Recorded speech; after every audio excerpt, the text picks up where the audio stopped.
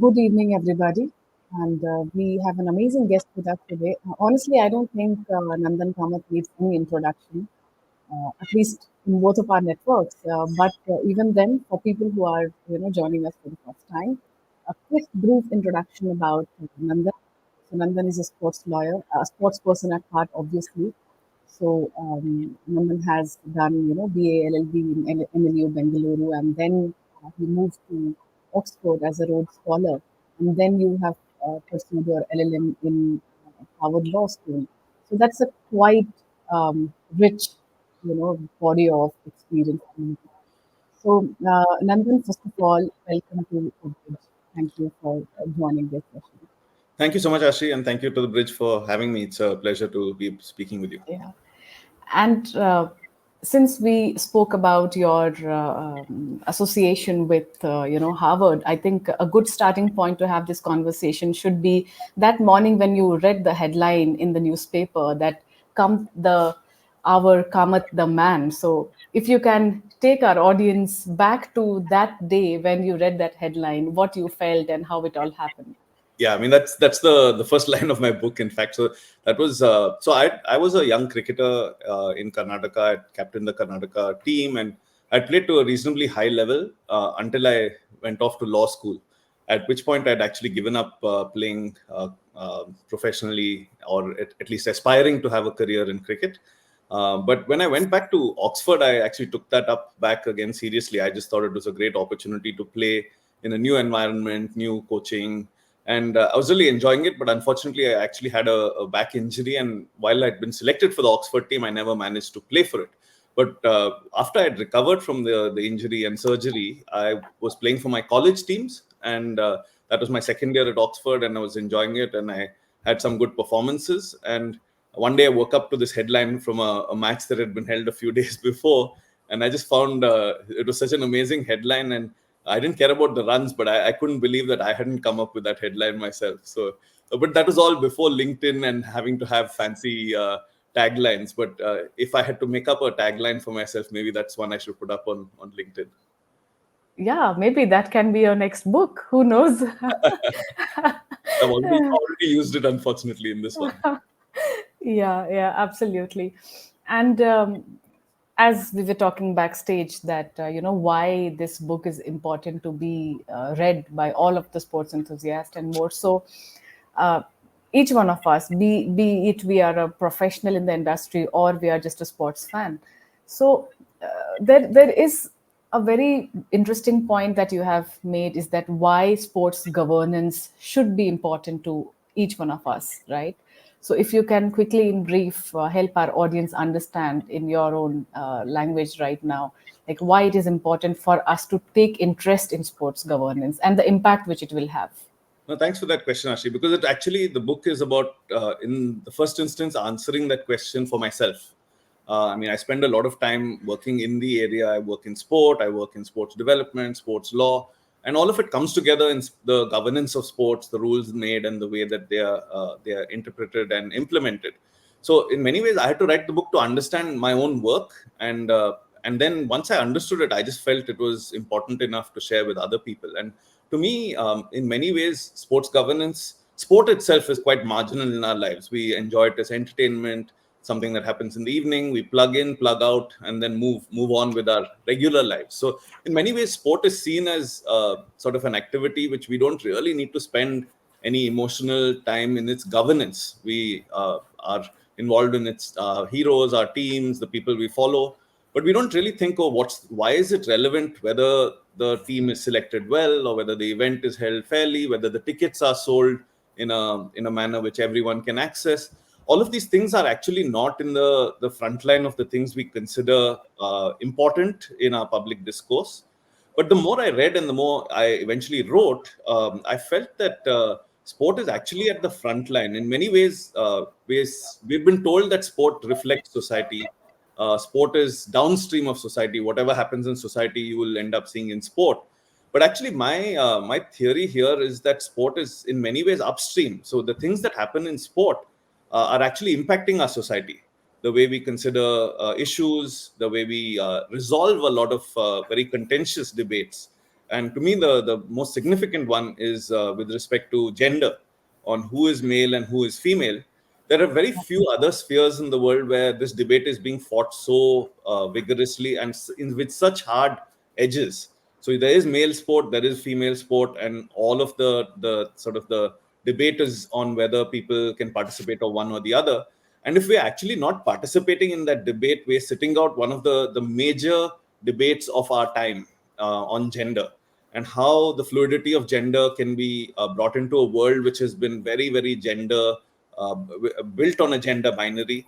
And does the binary fall, or does the fluidity fall? Because, and that is such a huge debate in the way that is going to impact the way we live. And if you're actually opting out of following what's happening in sport, making sure the decisions are being taken well in sport, you're actually opting out of a huge debate which is of impact to society. And that's just one example. There are smaller examples which I talk through right through the book. But the theory is that sport, as much as it's a reflection of society and in some sense takes the results that society gives us, in fact, is a battleground where lots of major debates are being taking place. Many experiments. That's why Boundary Lab. It's a laboratory where experiments are being carried out. And if you're not participating in the experiment, you are actually just sort of receiving what sport has to give you without participating in it. Absolutely, and it's a global experiment. It goes beyond boundaries, right? Yeah.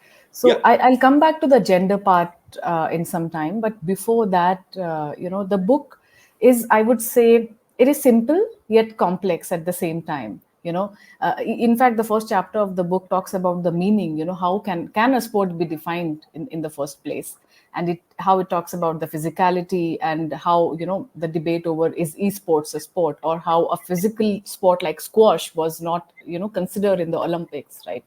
So there you gave an example of bodybuilding. Is bodybuilding a sport? And the subtitle is very nice, where it says, is Mr. India a sports person or a contestant in a beauty pageant, right? So we have and being in sports industry, day in day out, we see such issues coming up where there is no clarity. And after reading it, I came to a conclusion that there cannot be a clarity. There are some things where it's not it cannot be in a black and white situation, Yeah. right? No, Yeah. and actually, that's very well put. And in fact, the book intentionally is about sort of asking questions. And in some sense, it's the first word. It's not the last word on any of the topics. And because there cannot be a last word in sport. And the beauty of sport is that it's dynamic, and it's very similar to our world, right? So much is going on in the world of sport. It's being commercialized, it's being technologized, it's being governmentalized. Governments are getting more and more interested in using sport. It's getting medicalized. You have so much more sort of medical technology in sport. So all of these are dynamic changes that are taking place, and it's really about being able to respond to the dynamism, not to find some black and white rules, Yeah. but at the same time recognizing that rules matter, and even defining what is a sport and what is not, as although such a difficult pursuit, at the end of the day it impacts so many different things. The way that you would fund certain activities, whether someone can make a livelihood of it, whether they're entitled to a reward or award. And in many ways, that first chapter really sets the tone, because we live our lives, and not just in sport, by definitions. Do you fall under a particular category or another category? You become eligible for one thing or not. So this book is about sport, but it's also allegorical about the way we live our lives. And in this case, it's a pretty I wouldn't say it's a famous case, because very few people would have heard about it, but it's a case where a police official claimed that he was also a bodybuilder, or rather, Yeah. he wanted to become a police official under the sports quota. Yeah. And that's not just about whether something is sport or not to qualify for the Olympics, but whether this person is going to get a livelihood or not, whether Correct. whether there's funding for someone who is pursuing a particular activity. So is Yeah. Mr. India and bodybuilding, is it a sport very similar to gymnastics or some other sort of strength pursuit, or is it like a Miss India contestant where you're doing all the work and you're just going and showing off your muscles? So Yeah. the reality is we live our lives by definitions, and who makes the definitions? On what basis are the definitions made? And in that are senses of power and senses of participation. So the book is about sport, but it's about a fair bit more about how our legal system works, how we make decisions, and the impact of those decisions on individuals, but also communities, and on all of us in some sense. Yeah, you're so true. And I feel as sports professionals and sports fan, it's especially for sports fan, it is imperative to go beyond that just enjoying the sport on the screen, right? It is our moral and social responsibility to dive deep into actually, what sports brings, the value and the impact that brings in the overall society. A lot of people, a lot of young sports fans, they just restrict themselves. I understand that entertainment is an important part of sport, but there are some other very critical and important part of sports that needs to be understood, and this book is a great medium to explain that. Yeah, and I think Ashi, I mean, for example, the work you do is not just about what's happening on the field, right? So at the bridge, I've seen you write about the various issues that take place. It could be sexual harassment in sport. It could be how an athlete was brought to for the background work that happened in the developmental phase. It could be around governance issues. And I mean, the reality is, sport is all of this. It is what happens on the play field, but what happens on the play field is also a product of all of these different things. So I think that desire to understand the world through sport is one I've had, a very personal one. And it's really good to see more and more people diving deeper and asking the tougher questions. It's very easy to talk about what happened on the play field, or what happened behind the scenes, what player said what to what person. And that's the sort of I would say, the entertaining aspect. Not to devalue that. I think we all need entertainment and amusement in our lives. But at the same time, sport is a public domain, and it is what we make of it. It's not just going to sort of grow, develop, and become something much larger without participation. So it's not that I wouldn't say everyone is obliged in the you have to do it sort of sense, but if you want to live a rich life, you have to participate in the public domain. And the more you give, the more you get back. And I think one thing very clear to me in my career so far is that sport gives you back many, many gifts, but you cannot choose which gift sport gives you. All you can do is participate, I think, wholeheartedly, feel a stakeholdership, and keep giving to sport, because sport gives back, and it inevitably gives back, but it chooses when it gives back, and it chooses how it gives back. Yeah, absolutely. And I always tell this that it is a marathon. I mean, the to actually see the rewards what sports gives you, and it requires a bit of patience as well, because a lot of things come a little later in life, right? Correct, correct. So yeah, taking a couple of step back, we were talking about difference, right? The gender difference that you spoke about, and I feel this is an extremely good time to talk about this. That about chess. One of the chapter is there on difference, and it talks about should we hold separate women's chess events, right? And talking about chess events, we all know how right now Gukesh is the hero of the country globally, right? Whereas we all are celebrating Gukesh, and at the same time, Vaishali somewhere is not getting that attention that she deserves. She being performed so well in the event. So, if you can help our audience understand, why do you feel, if you feel that I'm just trying not to give away too much of content out from the book, so that it still stays and the curiosity is there. So, yeah, if you can tell us your intent behind writing this chapter. Yeah, I mean, this chapter was about probably the toughest chapter to write, because it's one, there is no right answer, and I don't think we're ever going to find the right answer. Whether and it's actually the gender and our identity are so intrinsically connected right from our youth. Right, when you talk to children, the first thing they will say is, "I'm a boy" or "I'm a girl," before any other form of identity. So we've ingrained it so deeply. Sport actually challenges that, because we're moving to a phase where gender is seen as fluid, and it's a continuum.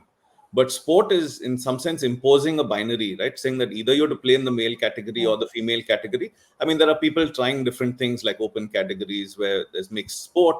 In fact, the Olympics has a couple of sports where it's mixed gender. You have sailing and you have equestrian, at least an event in sailing. So there are. It's not like there's only one way, but sport has chosen these two ways, and in many ways, it is a history of sport, right? So the first two Olympics, women didn't even participate in the Olympics. It was, Yeah. I mean, the founder of the modern Olympics has gone on record to say they probably are not athletic enough, and we might cause danger to their health by participating. It was seen Yeah. early on that if you allowed a woman to participate in the marathon, she might actually have issues with reproduction and might even die. and here we have women sort of running marathons just over Yeah. 2 hours, right? So lots has changed, but lots also has not. And this was a very interesting case study which has been done in research on whether women actually are equal to men in chess participation and capabilities. And because the real issue in male and female sport has been seen as upper body strength, testosterone, muscular sort of development, and physicality. Now, when you take a sport like chess, it is not obviously a physical sport. It's primarily a mental sport, although there's enough research to suggest that thousands of Yeah. calories are spent when you're processing, right? When you're Yeah, I read it 6,000 calories when they are using their brains in the Right. championships. So Yeah. just like a computer, the processor needs a fair bit CPU. of power. But the interesting one is, so what would be the first thing you would think of when you say should women have separate chess events? You're going to say they're actually not physically different, right? What is it that is the driver of success in chess? It's not the body, it's the mind. So then are you saying that women are not capable of playing well enough at chess? Historically, we've had very few people, very few women in the top 100 in the chess category over time. Most cases there's only one two, even though many of them are open events, so you can actually participate and play against men. So the question becomes, if you want to develop this sport, and women are not currently competing with the top men and winning regularly, one, what is the cause? And two, from a governance perspective, what are you going to do about it? How do you get women? Let's say you believe that women can be equal, and more importantly, women believe women can be equal. What is the pathway to that equality? Do you just throw them into an open event with limited resources, limited media coverage, limited support, and then they're supposed to sink or swim in an open field? Or do you find categories where women can compete, get better, and then get into open competition? I mean, there are multiple different dimensions to this. So, Yeah. one is whether gender is in fact binary. Two, are women in fact intrinsically not as good at chess as men?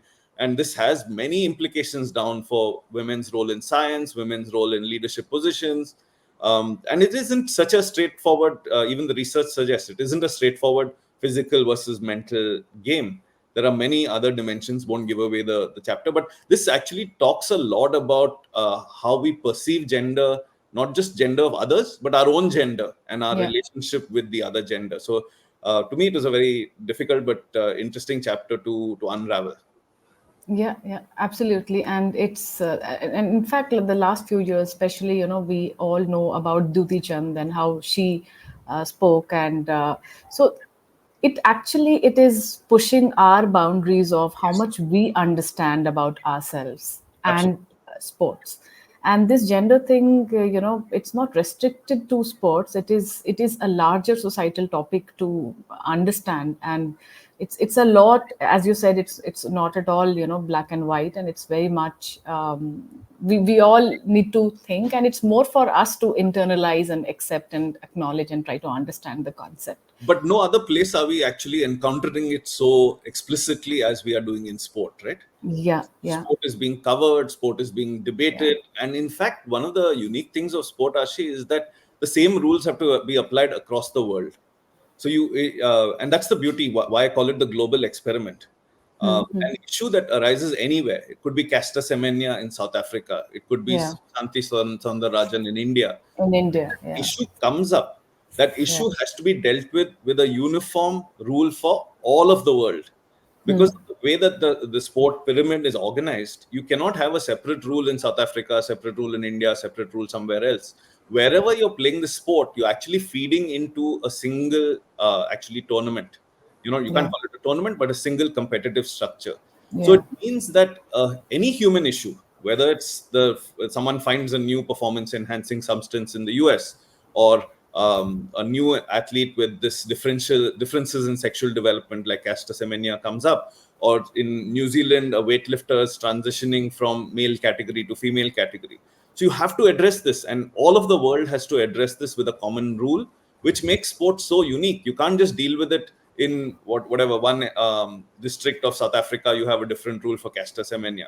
All of the world is she's participating as a world athlete, and that need to find common rules which are sort of devoid of local context, local politics, local sort of solutions, actually elevates this to a global conversation, which makes it so fascinating for me. Yeah, and since we're on this subject, I was also intrigued to learn about doping in esports, right? Often doping is associated with extremely athletic sports. And although, we need to dive deep, maybe it's for a later time, not right now. But that is again an interesting subject, and esports is already, it's still in the initial stages. It's catching up, and there's so much to learn about that gender in esports and doping in Yes. esports and things Yes. like that, right? So it's actually quite fascinating because I mean, many argue with the fact that you have doping in esports means it is a sport. So yeah, Yeah. if you can dope, that means it's sport. And I think that there the dimensions are different. It's about reaction time. It's about attention. So I think there are substances which enhance your ability to respond quickly, to sort of sharpen your attention, keep your focus. So different types of doping or different types of performance enhancement, depending on the skill needed in each of those sports. Yeah, yeah, absolutely. So, moving on to the next part of our conversation, and you hold a very important and a critical role in the Indian sports ecosystem, being a lawyer, right? And I think law in sports is again a very much unexplored subject when it comes to from the sports persons and the sports fans point of view, right? So, talking about law, this conversation of betting, sports betting is something. A lot of times there is no clarity, and there are, if you see, without naming any company, but there is, real money gaming is happening and things like that. So, again, one of the chapters in your book is that why is sports betting illegal in India? So, if you can throw some light on this subject. Yeah, I mean, first of all, thank you for saying that it's an important role for lawyers. Most It, often, people see it as you just have to go through this, like you need a doctor, you need a lawyer. But I think the question's an interesting one. The chapter is actually a deep dive into betting, horse racing, and in some sense, where does fantasy sport fit between the two? Because we have a very important Supreme Court case which holds that horse racing and betting on horse racing is a game of skill and actually falls outside the realm of anti-betting laws, anti-betting and gambling laws. And it's an old case, but still Supreme Court precedent. My question came from, we automatically, when we think of sports betting, we think of it as illegal. And if horse racing is legal, and understanding how a horse is going to run and its relationship with the jockey, is the jockey skilled, how is the person relative to the field, why is that different from cricket, betting on cricket or betting on tennis or betting on some other sport? It isn't an obvious one because the intrinsically the activities are the same. There are participants playing a game of skill, if you can accept that cricket or tennis or any of these other sports is a game of skill, and being able to try and understand how they're going to play relative to each other and play a game on top of that. You would think that cricket betting is not that different from horse racing and betting on horse racing. So why is it so different? And actually that's it goes to the heart of one of my suggestions, is that we don't only regulate by law, and law only responds to certain contexts, which are social contexts, commercial contexts, and a lot of our perceptions about what is right, what is wrong, what is fair, what is not. When you think of horse racing and betting on horse racing, you think of people going to the derby, people in nice top hats and fancy clothes, the elite of the city. And then, I mean, there are other people betting at the gates, but you're betting in physical spaces with CCTV camera. Everything's happening in public. But when you talk about cricket betting, all you think of is Mumbai underworld, 14 cell phones in a dingy apartment, and police knocking on the door and then capturing all these things, right? So the activities on the top line might be very similar, but our perception of them and how they've developed over time actually are completely different. And the law might treat two things that look identical quite differently because of their context, is what I discuss in this chapter. So an interesting one, and placing fantasy sport in the middle of those two, where fantasy sport has also been recognized as a game of skill. Again, seeing that as a game or sport of itself.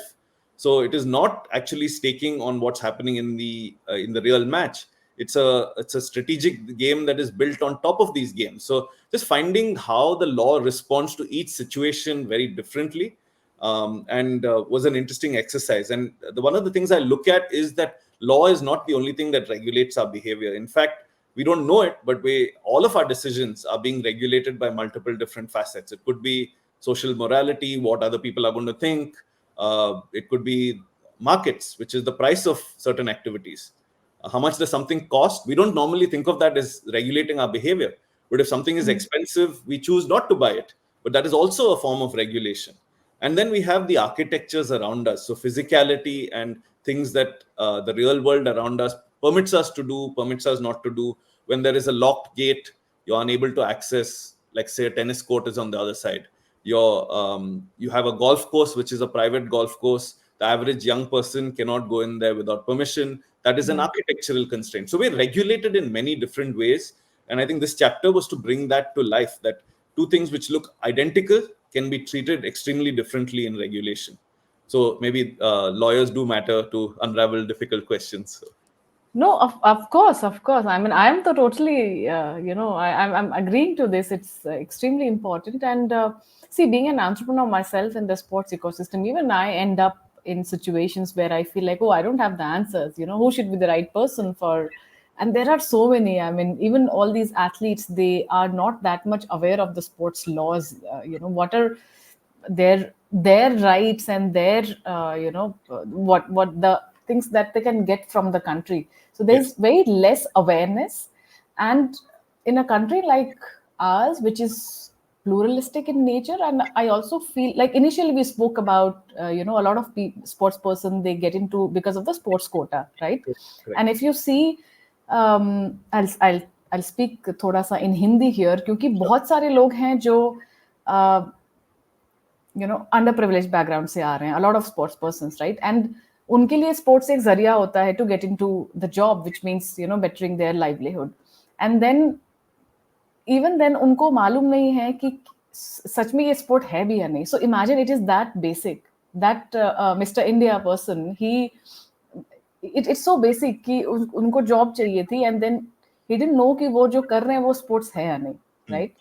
So, and again coming back to, because we are a pluralistic society in our country, jahan pe various cultures, various languages, and English again is a language which only people probably who have access to internet and are comparatively privileged part of the society, right? And there is so much of lack of information in as we go rural. So I'm sure you must have seen this, and you agree with Go Sports Foundation. You have so many athletes coming from diverse backgrounds, right? So how do we make it a lot more accessible so that people know at least unke rights kya hai, information kya hai? No, it's a great question, Ashi, because I think, see, at the end of the day, to me, uh, being a sports person and playing, yes, it's associated with livelihood, but eventually it is the ultimate form of entrepreneurship. And our entrepreneurs, I mean, I've seen enough entrepreneurs get in not knowing the rules and the laws, they just follow their instinct. But the importance of knowing the environment that you're entering, the rules that are necessary to comply with, is such a large part of succeeding, right? It's not about knowing the loopholes necessarily, but knowing what is the environment and the sort of the structure that you're playing within. And it's a very limited number of athletes, because you also start very young, and I don't think there's a high level of legal awareness. Sports bodies aren't going to educate you on how to relate to them. But at the end of the day, if you really want to democratize access to sport and opportunities, it is such a large part to know and explain. This is the basis on which you're playing. These are the rules that you're going to have to play by, preparing people for success, like we do with preparing for IIT. There's so much work that goes before getting into IIT, right? But Yeah, in some sense, sport is an equally difficult examination. In fact, you could argue that it's even more competitive than the IIT. I mean, the thousands yeah, of people who get into IITs, there are 150 people who go to the Olympics from a country of 1.4 billion. So the yeah. lotteries, even, I mean, it's not a lottery, but it's a much, the Chances. Yeah. chances are even less. So when the chances are so low, isn't it necessary to educate and explain to people what are the rules you're playing by, what are the structures, what are the pathways to know whether to continue or not, in some sense? Because when you have those types of odds, you actually want people to make educated decisions on when to continue to participate, when to continue to compete, and then when to maybe just play sport for its own sake. So when you have limited resources, limited opportunities, in fact, it is incumbent on the system to lay out the rules clearly, provide more access in multiple languages. Accessibility becomes important. But I mean, to be fair, I don't think any young person who's so into sport and just getting their body ready, getting their skills ready, getting their strategic elements ready is really thinking about, oh, what's the law? What do I do next? What is an endorsement contract? I mean, the hope is that we are able to build institutional structures which Yeah. take care of that, because it isn't good use of a young person's time to be spending 20% of your time trying to understand the legal framework. But should you be Mhm. spending 2% of your time? And should structures be in place to make that 2% meaningful? Absolutely. And I think it's a good and important quest for all of us to go on. Yeah, and this 2% can only be done when it's done in a format where it is easily understood by them also. Yes. See, Yes. law is something which anyways people run away from, right? We just, as laymen, we don't want to get into those huge documents and policies and file. So it has to be, the information has to be a lot more accessible and quick and simple to understand. But actually, law, at the end of the day, law is power. So if you want, you want to exercise the power, you need to know what you're dealing with, right? So Yeah. law is an exercise of power, but knowledge of law and the ability to use it to your advantage is also power. And I think the minute you see it in that way, you will use it as a resource rather than something that you want to avoid or skip around. At the end Yeah. of the day, knowledge of your rights is perhaps the most important thing you can be aware of in any environment, be it law, be it anywhere else, because it is Yeah. the starting point of advocating for yourself.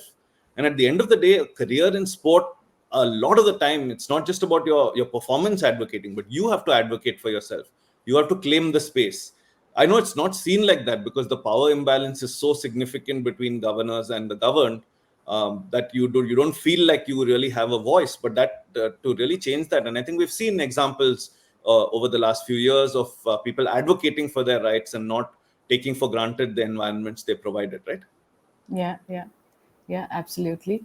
Nandan, I wish like I had great 2 3 hours in with us, and we should have continued this conversation, but we are running short of time. So I will be taking one of the audience question. Okay. Sure. So the question is that sports promote binary and has argued that gender falls under the essentialism framework of sports. So is it right to say that it is inclusive when they are defining the margins? Yeah, no, I think it's a great question, because at the end of the day, the argument of sport is that everyone has the right to participate, but we will tell you in which category you can participate. And we've seen the rules over the last 5 6 7 years. The IOC, many of the other bodies change a lot. So at one point, they had the same rule for all sports disciplines, in particular with transgender participation in sport. If you're transitioning from the male category to the female category as a person, can you participate in the female category? And there was a lot of rules around the amount of testosterone levels, when the transition occurred, waiting out period, bunch of those things. Eventually, the IOC realized that this is not something you can protect at a sport level, and each sporting discipline will have to find its own rules. And the IOC effectively told each international federation to find its own rules, and all of them have gone ahead and done that. So many have already barred transitioning male athletes from transitioning into female categories. And this is, to me, partly an issue of history. And the minute you have created a female category, you actually had to bring it into male sport, because male sport was predominant sport and women's sport was the hyphenated version of it, right? Even today, you see a World Cup. You have the World Cup and you have the Women's World Cup. Yeah. So a few sports are now calling it the Men's World Cup, but female sport had to fit into male sport, which meant that it was always seen as the, in some sense, the easier category. And in your Mm-hmm. mind, when you think of it as easier, then you will never accept a male transitioning in there, because they're coming from what is in your mind a tougher category into the easier category, and that sort of impinges on your sense of fairness, and Mm-hmm. also is the fairness of the people who are in that other category, right? So it's a very Yeah. natural thing of what is more important to you. Is it fairness or is it inclusion? Do you Mm-hmm. want to include someone transitioning in the from male to female, or is it important to protect the people who are in that category already from unfair competition? So it's an almost impossible question to answer. What I would like to see is actually the alternative, which is keeping more and more sports mixed gender for as long as possible in the youth journey. And in youth sport, we see so many sports at already age 6, 8, 10, maybe 12, becoming male and female. The longer we keep that alive, we might see. And I think there's a recent story of this girls football team that actually won the league. So we're Yeah. seeing many transitions occur, and we have to give that space. And perhaps more sports, not just two Olympic sports, will become mixed gender sports. I think that is where we need to head to, and open up all sports to ask the tougher questions of, is there actually a gender advantage, or are we actually protecting a category which doesn't need to be protected? There are transitions. There's going to be difficult sort of phases which you'll have to overcome if you're going to make these changes. But I think there is only so much that you can protect a gender binary in a world where I think there's much more understanding of gender as a fluid concept. Yeah, yeah, absolutely. Thank you for that elaborated answer. So this question was from Vithi from our team only, and that really helped. So moving on, Nandan, I want you to talk a little bit about Go Sports Foundation, because Go Sports has been doing commendable work, and there are various programs. And recently there was this program in collaboration with Hyundai where you were it was for para sports person. So just assuming that someone sitting in any remote part of the country is watching this video, how can he or she be the beneficiary of the various programs and various initiatives that Go Sports Foundation does? Just Yeah. help us understand that. Yeah, so actually, Go Sports was founded just over 15 years ago. Go Sports Foundation, by three of us, and the intent there was very clear, which is essentially to democratize access to sort of pathways to sports performance. To get young people, we found lots of young people at that time, and it sounds almost absurd, but everyone, when we started Go Sports, was told us, "You're wasting your time. There's actually not that much sporting talent in India. Why are you wasting your time doing these things when you can do much better things with your life?" And there was a high level of cynicism, and what we wanted to overcome was the cynicism, and to believe that talent exists. It's about creating pathways, getting support when it's needed. So the support at the right time, when it's not too late. I think we're very good at supporting people who are already successful. We're not that good at people supporting, I would say, potential. And what we found was a lot of people, a lot of talented athletes were there, but all of them dropping out at 16, 17, 18, 19. So what we started off was a junior program to try and, through scholarships, support young people through that critical phase. And over 15 years, that's obviously transitioned. So the people we managed to keep in sport have continued to succeed, continued to thrive. We wanted to make sure that we were covering a wide range of sports which were not already well supported. So it was not going and finding five priority disciplines and seeing who's going to win the Olympic gold and go and support those five disciplines. It was actually going much wider. So we've supported a Deepa Karmakar from gymnastics. We've supported Bhavani Devi from fencing. So in some sense, to create and show that it's possible to win in sports, or to succeed in sports, which India has never had pioneers on. And we believe that once you have a few pioneers, the system starts getting pulled up along the way. So our programs are scholarship programs which provide financial but also expertise support to both Olympic and Paralympic aspirants. We were the first organization to start supporting Paralympians, and we've seen how that has transformed the space completely. So each program has a very specific set of events that it supports. There's open application processes. So anyone young and aspiring to create a career in sport, from Olympic and Paralympic disciplines, just keeping track of all of the various programs. And there are now 13 or 14 different programs that Go Sports undertakes. The unit is always the athlete. Go Sports works through athletes, it works through academies, it works through coaches, and supports an ecosystem, building the ecosystem for young talent to thrive by building pathways and being supportive at different phases in the career in meaningful ways at each point of the career. Yeah, and it's the kind of every time, and mostly I strongly feel for the, especially the para sports persons, because again, they don't get their due, right?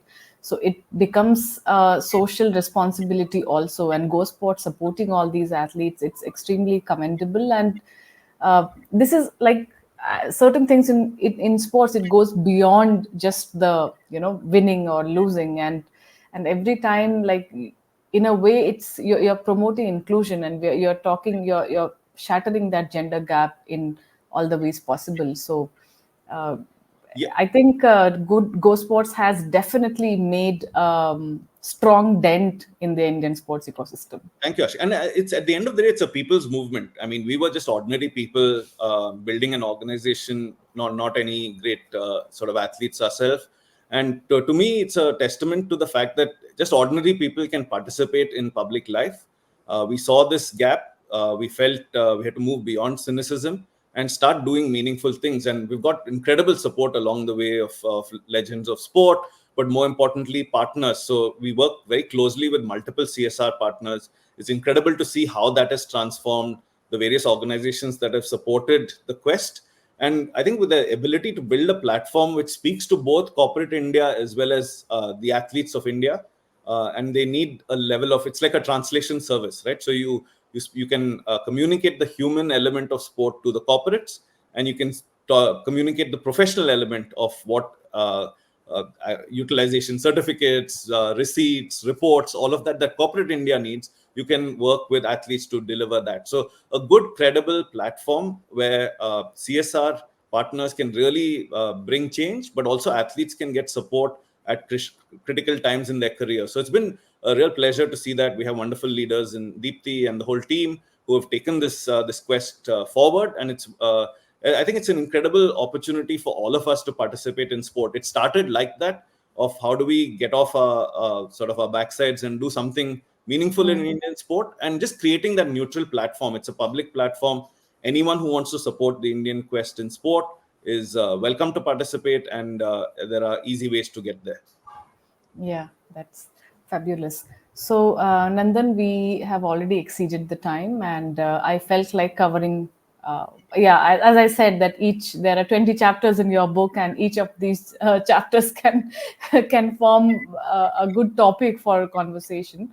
But for all the audience out there, I'm sure you all found this conversation interesting. So you can pick up the book; it's available everywhere. And or maybe I can just show it. It's lying here with me. Yeah. So it's very catchy, eye catchy, the name and everything. So pick it up and just read it, and it's very easy. And each chapter is independent in itself, so that can be picked up. Yeah. So, anyways, Nandan, coming back to you, thank you for taking out time. Thank you for speaking with the bridge and giving your insightful, observations. And it has taken you like decades of experience to compile everything under one umbrella. And there's so much to learn from you. And I'm sure you will continue doing the good work and bring in value in this sports ecosystem and Thank you. society at large. Yeah. Thank you so much for that, and thanks for the opportunity to speak with you. Yeah. Thank you. Thank you, everybody.